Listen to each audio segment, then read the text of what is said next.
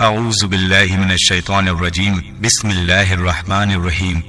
السلام علیکم دوستو، ایسے ہی سچے اور دلچسپ واقعات سننے کے لیے ہمارے چینل کو سبسکرائب کریں۔ پیارے دوستو، یوں تو حضرت علی رضی اللہ تعالیٰ عنہ کی ذہانت پوری دنیا میں مشہور ہے۔ آپ بڑے بڑے مسائل چٹکیوں میں سلجھا دیا کرتے تھے، اور اس کی وجہ یہ تھی کہ آپ رضی اللہ تعالیٰ عنہ کی پرورش ہمارے پیارے آقا جناب محمد رسول اللہ صلی اللہ علیہ وسلم نے کی تھی۔ بچپن سے ہی آپ رضی اللہ تعالیٰ عنہ نبی کریم صلی اللہ علیہ وسلم کے پاس رہے۔ حضرت علی رضی اللہ تعالیٰ عنہ کے بارے میں مولا کائنات نبی کریم صلی اللہ علیہ وسلم نے ارشاد فرمایا کہ میں علم کا شہر ہوں اور علی اس کا دروازہ ہے۔ آپ رضی اللہ تعالیٰ عنہ کے دربار میں بڑے بڑے مسئلے پیش آتے اور آپ بڑی ہی آسانی سے انہیں سلجھا دیا کرتے تھے۔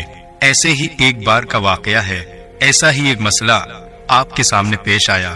ہوا یوں کہ ایک شخص مرنے والا تھا۔ اس نے اپنی وصیت میں لکھا کہ میرے پاس 17 اونٹ ہیں اور میرے 3 بیٹے ہیں، اور ان 17 اونٹوں کو میرے 3 بیٹوں میں اس طرح سے تقسیم کریں کہ میرے سب سے بڑے بیٹے کو ان 17 اونٹوں کا آدھا حصہ ملے، اور میرے دوسرے بیٹے کو 17 اونٹوں کا 1/3 حصہ ملے، اور میرے سب سے چھوٹے بیٹے کو ان 17 اونٹوں کا 9واں حصہ ملے۔ اس کی وفات کے بعد اس کے رشتہ داروں نے جب اس کی وصیت پڑھی تو وہ سب حیران رہ گئے اور پریشانی میں پڑ گئے کہ آخر 17 اونٹوں کو اس کے 3 بیٹوں میں اس کی وصیت کے حساب سے کس طرح سے بانٹا جائے۔ اگر 17 اونٹوں کا آدھا کریں تو اس کے بڑے بیٹے کے حصے میں 8.5 اونٹ آئے، تو وہ پریشانی میں پڑ گئے کہ بھلا آدھا اونٹ کس طرح سے دیں، اور اسی طرح سے باقی 2 بیٹوں میں بھی اونٹوں کی کاٹ چاٹ کس طرح سے کریں۔ تو کافی سوچنے کے بعد انہوں نے فیصلہ کیا کہ صرف ایک ہی شخص ہے جو ہماری مدد کر سکتا ہے، اور وہ ہیں حضرت علی ابن طالب رضی اللہ تعالیٰ عنہ۔ لہٰذا وہ لوگ حضرت علی رضی اللہ تعالیٰ عنہ کے دربار میں حاضر ہوئے، اور انہوں نے ان کے سامنے اپنی پریشانی کا اظہار کیا، اور انہوں نے حضرت علی رضی اللہ تعالیٰ عنہ کو سارا واقعہ بتایا۔ حضرت علی رضی اللہ تعالیٰ عنہ نے ان کی بات سننے کے بعد فرمایا، میں یہ 17 اونٹ ان تینوں بیٹوں میں ویسے ہی تقسیم کر دوں گا جیسا کہ ان کے والد نے اپنی وصیت میں لکھا ہے۔ اس کے بعد حضرت علی رضی اللہ تعالیٰ عنہ نے اپنے ایک ساتھی سے اپنا ایک اونٹ منگایا اور اسے ان 17 اونٹوں میں ملا دیا۔ اس طرح سے اب 18 اونٹ ہو گئے۔ اس کے بعد انہوں نے اونٹوں کو تقسیم کرنا شروع کیا۔ انہوں نے اس آدمی کے مطابق اس کے سب سے بڑے بیٹے کو کل اونٹوں کا آدھا حصہ یعنی کہ 18 اونٹوں میں سے 9 اونٹ دے دیے۔ اسی طرح سے دوسرے بیٹے کو کل اونٹوں کا 1/3 حصہ یعنی کہ 6 اونٹ دے دیے، اور سب سے چھوٹے بیٹے کو کل اونٹوں کا 9واں حصہ یعنی کہ 2 اونٹ دے دیے۔ لہذا تینوں بھائیوں کو تقسیم کیے ہوئے اونٹوں کو جوڑیں، سب سے بڑے بیٹے کو 9 اونٹ، دوسرے بیٹے کو 6 اونٹ، تیسرے اور سب سے چھوٹے بیٹے کو 2 اونٹ ملا کر کل اونٹ 17 ہو گئے۔ اور اس کے بعد آخر میں حضرت علی رضی اللہ تعالیٰ عنہ نے جو اپنا اونٹ ان 17 اونٹوں میں ملایا تھا اسے واپس لے لیا۔ اس طرح حضرت علی کا یہ فیصلہ دیکھ کر سارے لوگ حیران ہو گئے کہ کتنا مشکل مسئلہ حضرت علی رضی اللہ تعالیٰ عنہ نے اتنی آسانی سے نپٹا دیا، اور اس طرح حضرت علی رضی اللہ تعالیٰ عنہ نے اپنی ذہانت کو پھر سے ثابت کر دیا۔ یہودیوں کو یہ معلوم تھا کہ نبی کریم صلی اللہ علیہ وسلم علم کا شہر ہیں، اور حضرت علی رضی اللہ تعالیٰ عنہ علم کا دروازہ ہے۔ اس لیے انہوں نے یہ قصد کیا کہ حضرت علی کے پاس جائیں اور انہیں علمی بنیاد پر شکست دیں، کیونکہ ان کا خیال تھا کہ اس سے مسلمانوں پر غلط اثر پڑے گا، اور اگر حضرت علی ان کے سوالوں کے جواب دینے کے لیے راضی ہو جائیں تو یقیناً وہ ان کو مات دینے میں کامیاب ہو جائیں گے۔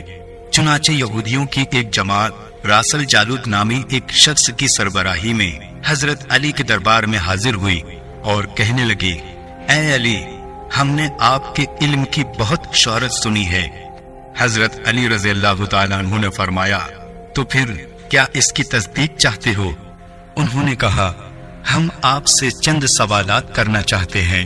اگر آپ نے سب کے سامنے ہمارے سوالوں کے صحیح صحیح جواب دے دیے تو ہم آپ کو باب العلم تسلیم کر لیں گے، لیکن ہماری ایک شرط ہے کہ ہم اپنی کتاب توریت سے سوال کریں گے اور آپ ہمیں قرآن کے بجائے توریت سے ہی اس کے جواب دیں گے۔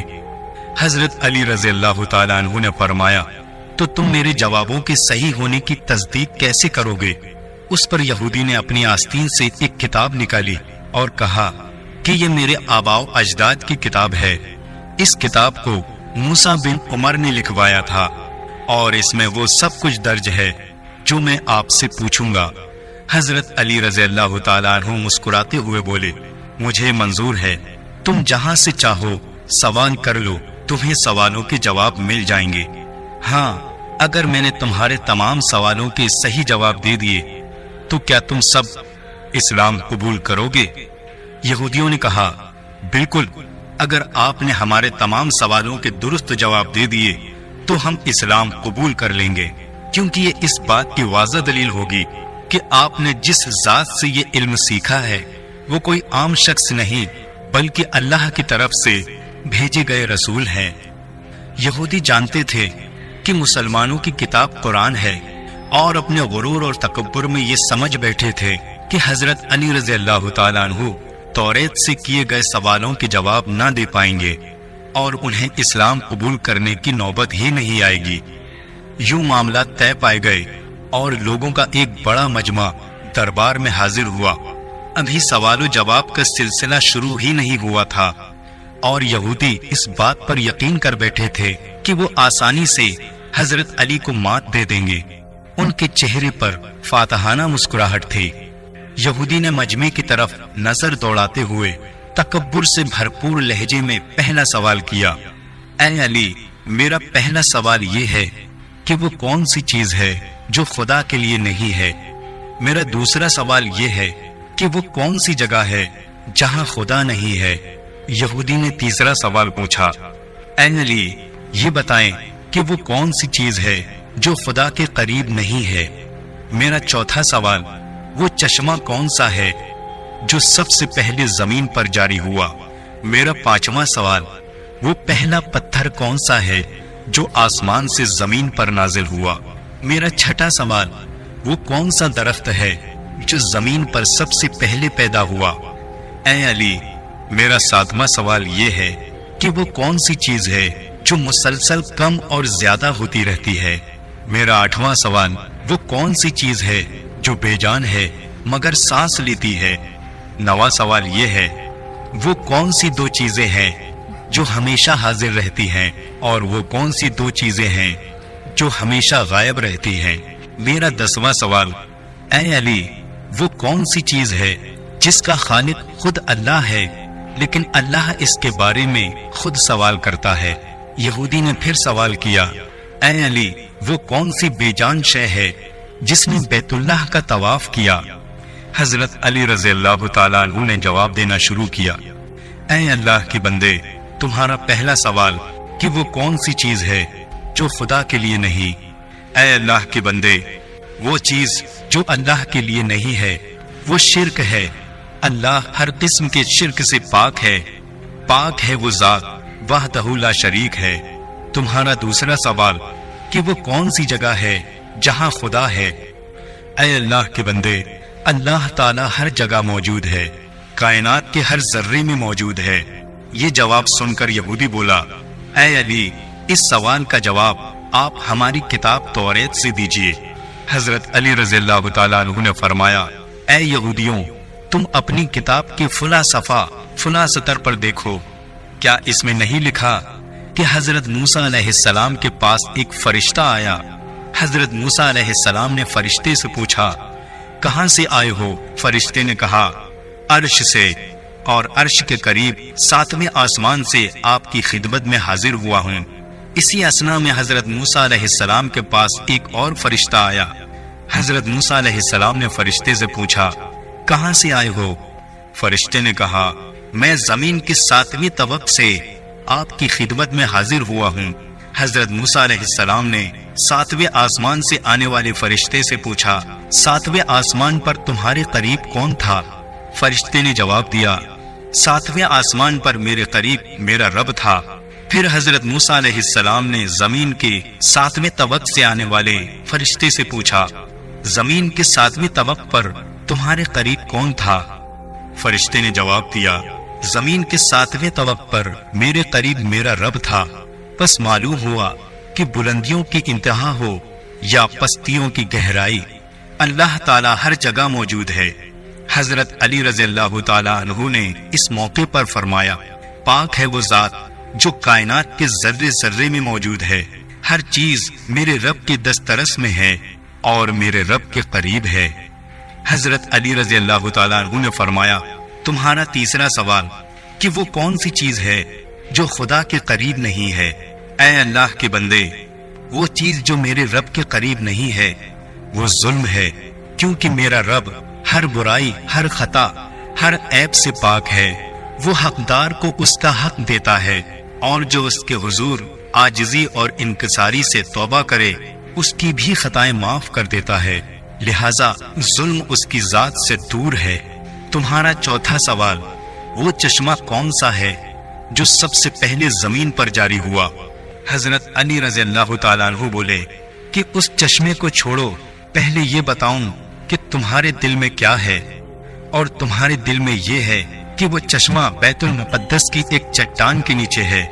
راس الجارود کے منہ سے بے ساختہ ہاں نکلا تو حضرت علی بولے کہ آج اپنی اصلاح کر لو، کیونکہ زمین پر بہنے والا پہلا چشمہ وہ نہیں جسے تم لوگ سمجھتے ہو، بلکہ زمین پر بہنے والا پہلا چشمہ وہ ہے جس سے حضرت خضر علیہ السلام نے پانی پیا، اور یہی وہ چشمہ ہے جس سے آب حیات جاری ہوا۔ تمہارا پانچواں سوال، وہ پہلا پتھر کون سا ہے جو آسمان سے زمین پر نازل ہوا؟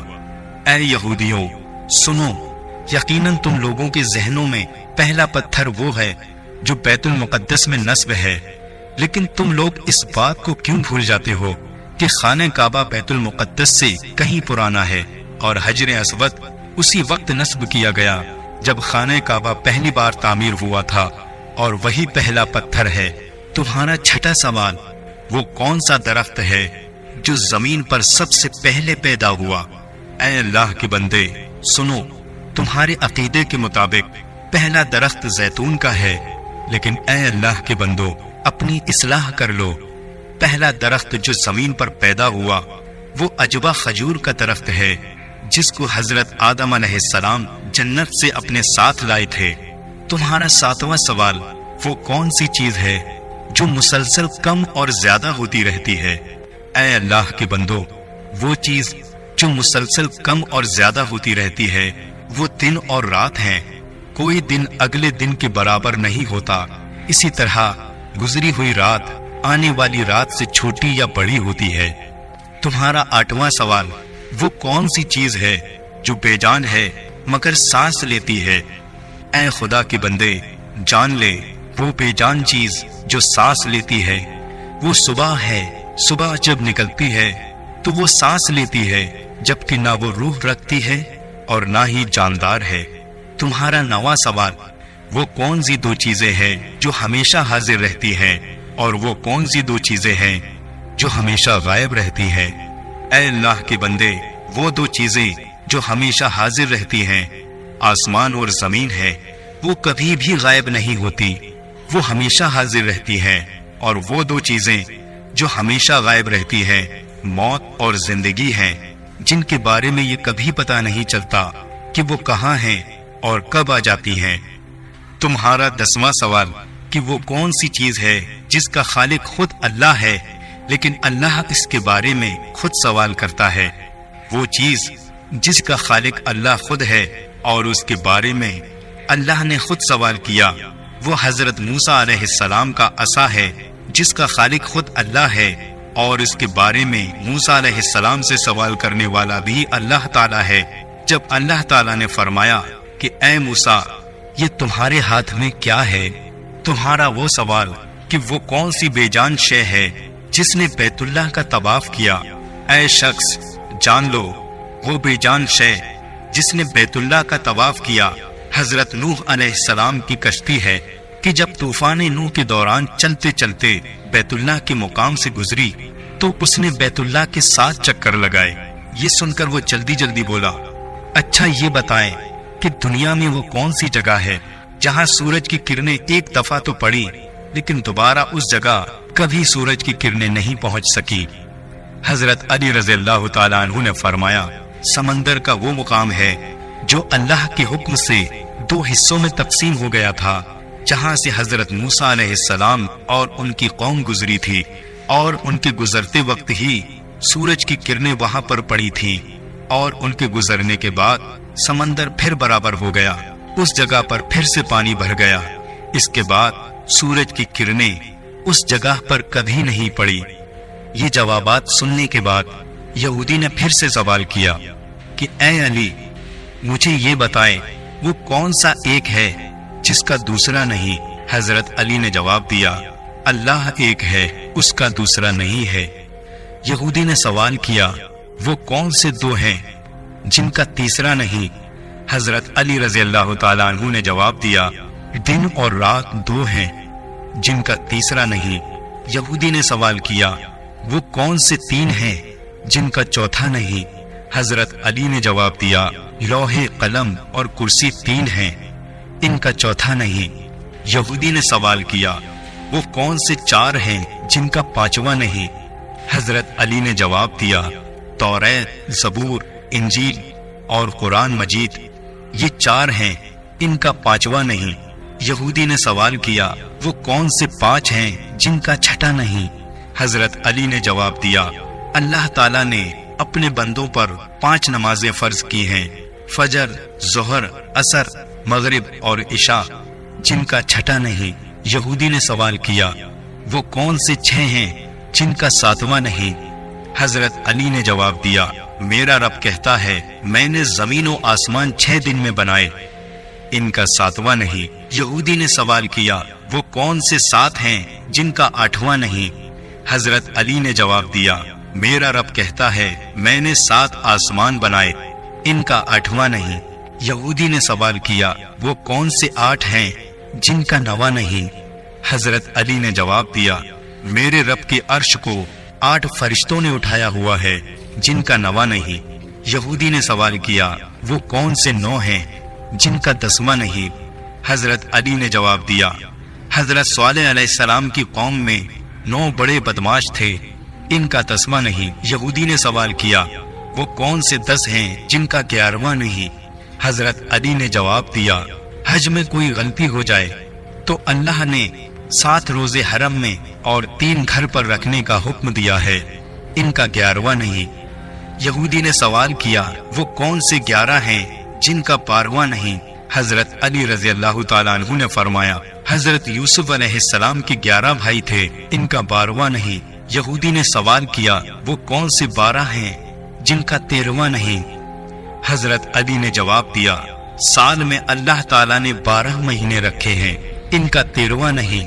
यहूदी ने सवाल किया, वो कौन से 13 हैं जिनका 14वां नहीं।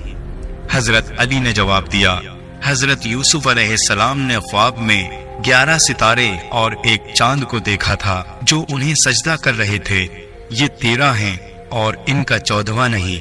यहूदी सवाल पूछता गया और हजरत अली रज़ियल्लाहु ताला अन्हु उसके जवाब देते गए। रासुल जादूत ने बाबुल इल्म हजरत अली रज़ियल्लाहु ताला अन्हु से कई सवाल किए और तमाम के जवाब आपने बिल्कुल ठीक ठीक बिना देर किए दिए। तो मजमे में बैठे हुए एक यहूदी बोला कि हजरत, दुनिया में हर शख्स सोच के जवाब देता है, लेकिन आप तो हर सवाल का जवाब बिना देर किए दे रहे हैं। हजरत अली रज़ियल्लाहु ताला अन्हु ने इस सवाल के बदले में यहूदी से एक सवाल किया कि बताओ तुम्हारे हाथ में कितनी उंगलियां हैं। उसने फौरन जवाब दिया, 5। हजरत अली रज़ियल्लाहु ताला अन्हु ने फरमाया, तुमने भी तो फौरन मेरे सवाल का जवाब दे दिया। उस यहूदी ने कहा, या अली, ये कैसी बात हुई? मुझे तो मालूम है कि मेरे हाथ में 5 उंगलियां हैं। ये सुनकर हजरत अली रज़ियल्लाहु ताला अन्हु ने मुस्कुराते हुए कहा, मुझे भी ये सारे इल्म ऐसे ही मालूम है जैसे तुझे ये मालूम है कि तेरे हाथ में 5 उंगलियां हैं। प्यारे दोस्तों, यहूदी नादान ये नहीं जानते थे कि बाबुल इल्म के पास कायनात के राजों का इल्म है। پھر رسول جالوت نے حضرت علی رضی اللہ تعالیٰ عنہ سے سوال کیا، آسمان اور جنت کا قفل کیا ہے؟ حضرت علی رضی اللہ تعالیٰ عنہ نے جواب دیا، آسمان اور جنت کا قفل شرک ہے، اور شرک سے ان کے دروازے بند ہو جاتے ہیں۔ یہودی نے پھر سوال کیا، اے علی، آسمانوں اور جنت کے تالے کی چابی کیا ہے؟ حضرت علی رضی اللہ تعالیٰ عنہ نے جواب دیا، آسمان اور جنت کے تالے کی چابی میرے مصطفیٰ صلی اللہ علیہ وسلم کا عشق ہے، اور عشق کا ابتدائی اظہار کلمہ سے ہوتا ہے۔ بس حضرت علی رضی اللہ تعالیٰ عنہ نے کلمہ پڑھا، لا الہ الا اللہ محمد الرسول اللہ۔ اس کلمے کا سننا تھا کہ یہودیوں کے علماء اور خود رسول جالوت نے کلمہ پڑھ لیا، اور سب کے سب دائرہ اسلام میں داخل ہو کر مسلمان ہو گئے۔ سبحان اللہ۔ تو دوستو، یہ تھی حضرت علی کی ذہانت اور لاجواب فیصلے۔ امید ہے آپ کو یہ ویڈیو ضرور پسند آئی ہوگی۔ اگر ویڈیو پسند آئی ہو تو اس ویڈیو کو لائک کریں، کمنٹ کریں اور شیئر کریں، اور ایسے ہی سچے اور دلچسپ واقعات سننے کے لیے ہمارے چینل کو سبسکرائب کریں۔ السلام علیکم ورحمۃ اللہ۔